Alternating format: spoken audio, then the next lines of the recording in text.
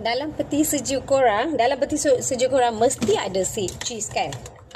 Cheese. Memang anak-anak saya memang suka makan cheese. Tapi sekiranya korang ada masalah kulit ataupun anak korang ada masalah kulit yang terlalu sensitif, boleh tak makan cheese?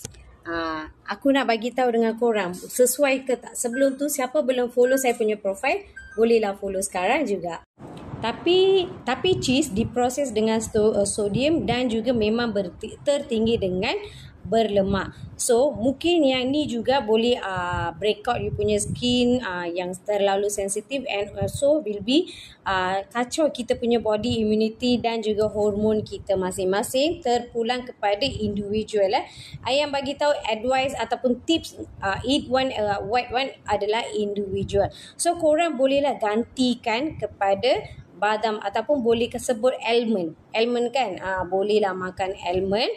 So buat secara susu ke macam tu, just consume saja setiap hari.